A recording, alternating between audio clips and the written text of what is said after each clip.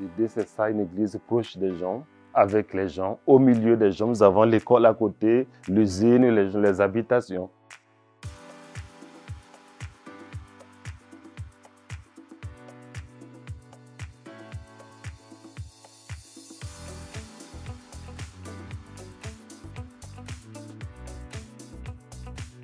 Je me présente donc le Père Rosaire Mangala.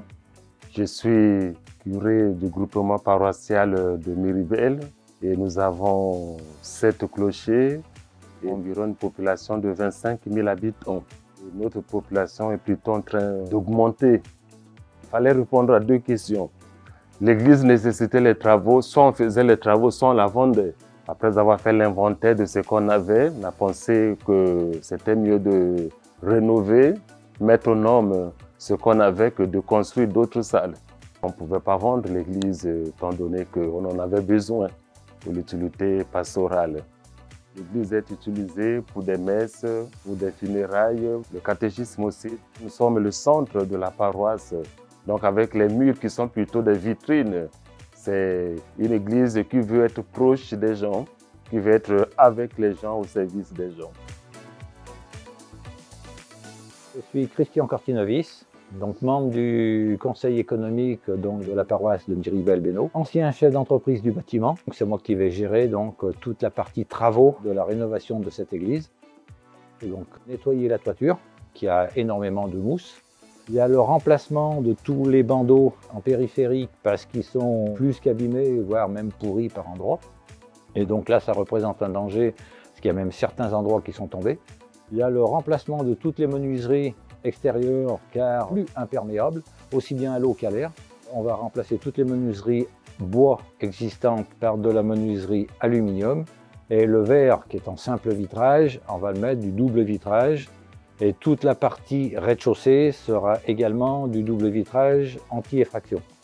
Car je ne vous cache pas que les carreaux sont régulièrement cassés. Certains projecteurs sont même tombés. Il y en a un qui est tombé en plein milieu d'une messe, heureusement dans une allée et non pas sur les gens, sinon ça aurait pu faire des blessés. C'est de l'éclairage un peu vétuste, donc tout l'éclairage sera aussi remplacé par du LED, donc toujours par principe d'économie.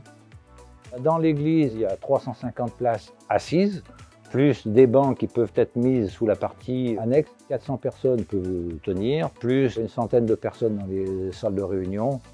On voudrait remplacer l'autel, l'ambon et compléter les bancs. La priorité, c'est les bancs, car en bas, il y a une partie banc et des chaises qui complètent. Donc l'objectif, c'est qu'on enlève les chaises pour mettre des bancs identiques aux existants pour que ça soit en harmonie. Le montant global des travaux à ce jour est d'environ 180 000 €. C'est pour ça qu'on lance une souscription pour que justement les paroissiens puissent en profiter parce que c'est pour eux. Tous les dons sont les bienvenus.